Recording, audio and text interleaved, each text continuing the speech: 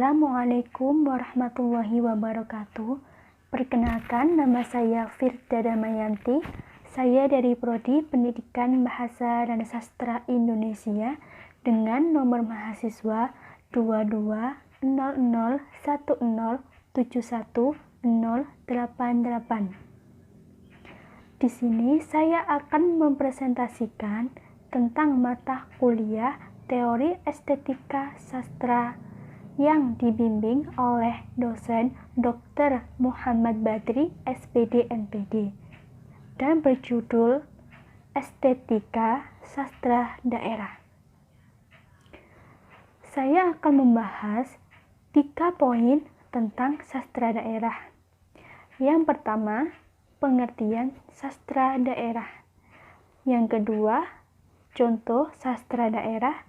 Dan yang ketiga, estetika sastra daerah. Baik, kita mulai dari pengertian sastra daerah. Apa sih sastra daerah itu? Menurut Ajib Rosidi dalam bukunya Ikhtisar Sejarah Sastra Indonesia menjelaskan, sekalian sastra yang menggunakan atau dalam bahasa-bahasa daerah dan tersebar luas di Nusantara dinamakan sastra Nusantara. Sedangkan sastra Indonesia hanyalah menggunakan bahasa-bahasa Indonesia. Jadi, sastra daerah adalah sastra yang berkembang di suatu daerah dan menggunakan bahasa-bahasa daerah di masing-masing daerah tersebut. Sastra daerah juga bisa disebut dengan sastra lisan. Sastra daerah dibagi menjadi 2. Baik, di sini saya akan menjelaskan tentang sastra lisan. Sastra lisan adalah pengetahuan adat istiadat karya seni yang dituturkan melalui lisan dan memiliki beberapa nilai-nilai moral yang berkelanjutan dalam proses budaya yang dinamis. Sastra lisan juga merupakan salah satu bagian budaya yang tetap dilestarikan oleh suatu masyarakat daerah yang dituturkan secara turun-menurun melalui mulut ke mulut. Sastra lisan ini tidak bisa diketahui siapa penemunya dan siapa penciptanya. Jadi, sastra lisan ini pada zaman dahulu digunakan sebagai salah satu nenek moyang kita untuk menasehati anak cucunya. Dengan menggunakan kata yang dituturkan dalam bentuk nyanyian atau dalam bentuk senandung, anak-anak pada zaman dahulu lebih mudah mengingatnya dan lebih mudah mencernanya nasihat-nasihat itu. Kemudian, menurut Hutomo, genre sastra lisan dibagi menjadi 3. Yang pertama, sastra lisan sebagai bahan bercorak cerita, seperti cerita mitos, cerita legenda, cerita dongeng, epik, cerita tutur, dan lain-lainnya. Yang kedua, sastra lisan sebagai bahan bercorak bukan cerita, seperti nyanyian, peribahasa, teka-teki, puisi lisan, dan lainnya. Dan yang ketiga, sastra lisan sebagai bahan yang bercorak tingkah laku, seperti drama panggung dan drama arena. Karya sastra lisan atau sastra daerah juga memiliki beberapa ciri sebagai berikut. Yang pertama, bersifat anonim atau bisa disebut juga tidak diketahui siapa penciptanya. Yang kedua, lahir dalam masyarakat yang polos, belum bisa mengenal huruf, dan bersifat tradisional.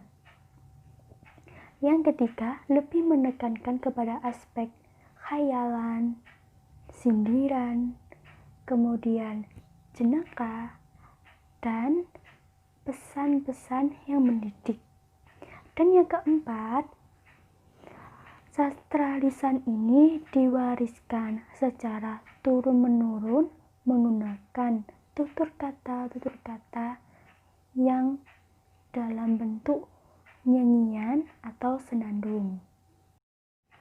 Baik, saya akan memberikan satu contoh sastra lisan, yaitu saya mengambilnya dari Jawa Tengah, sebuah nyanyian yang berjudul Gundul-Gundul Bajul, yaitu seperti ini.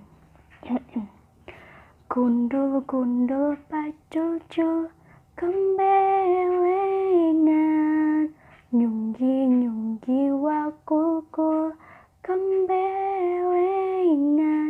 wakul glimpang sekone dadi salatar, wakul glimpang sekone dadi salatar.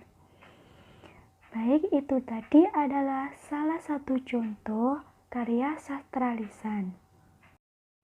Lirik nyanyian Gundul-Gundul Bajul ini juga memiliki makna tentang sebuah pemimpin yang lupa bahwa dirinya sedang mengemban amanat dari masyarakat. Namun, pemimpin tersebut malah memanfaatkan kekuasaannya untuk membanggakan dirinya di hadapan orang lain. Ia merasa bahwa kekuasaannya ini ia peroleh dari kepandaiannya sendiri. Pada lirik kedua, nyunggi-nyunggi wakul gembelengan. Nyunggi wakul memiliki arti membawa bakul atau tempat nasi di atas kepala seseorang. Pada lirik ini memiliki arti masih banyak pemimpin yang lupa bahwa dirinya masih mengemban amanat yang diibaratkan dengan bakul nasi di kepalanya. Kemudian wakul. Wakul adalah lambang kesejahteraan masyarakat. Kesejahteraan ini adalah seperti kekayaan, sumber daya, ekonomi, dan lain-lain. Hal ini berarti kepala yang merupakan kehormatan masih berada di bawah bakul milik masyarakat. Namun sayangnya masih banyak pemimpin yang bersikap angkuh dan tidak peduli kepada masyarakat yang dipimpinnya. Pada lirik ketiga, wakul nglimpang sekone dadi sak latar. Wakul nglimpang memiliki arti jatuhnya bakul dari atas kepala. Sekone dadi sak latar. Nasi yang berada di dalam bakul jatuh berserakan di atas tanah. Hal ini bermakna bahwa seseorang pemimpin yang bersifat sombong atau semena-mena, maka sumber daya akan tidak terdistribusi dengan baik. Inilah yang menyebabkan kesenjangan bagi masyarakat. Kemudian, ibarat nasi yang sudah jatuh berserakan di atas tanah, maka tidak bisa dimakan lagi. Seorang pemimpin yang tidak bisa menjaga amanatnya akan kehilangan amanat tersebut dan akan kehilangan kekuasaannya. Jadi, estetika sastra daerah dalam lagu Gundul-Gundul Bajul ini yaitu keindahan dalam memilih sebuah kata yang diambil dari beberapa bahasa Jawa seperti gundul, bajul, wakul, gembelengan, dan lain-lain ini yang dijadikan satu atau yang dirangkai menjadi sebuah nyanyian supaya masyarakat luas lebih mudah untuk memahami dan mengingat-ingat lagu ini dan bisa menerapkannya dalam kehidupan sehari-hari.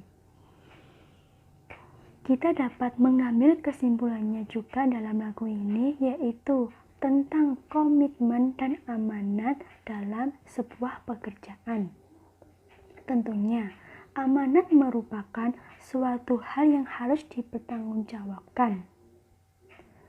Maka dari itu, kita harus dapat mengambil pelajaran-pelajaran di dalam lagu Gundul-Gundul Pacul ini.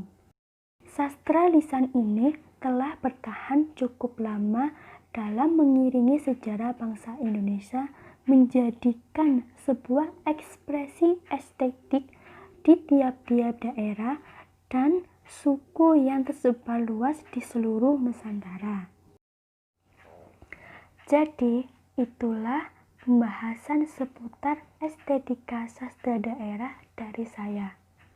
Jika ada salah kata atau kata yang kurang berkenan, mohon dimaafkan. Semoga penjelasan dari saya bermanfaat untuk kalian semua. Sekian, terima kasih. Wassalamualaikum warahmatullahi wabarakatuh.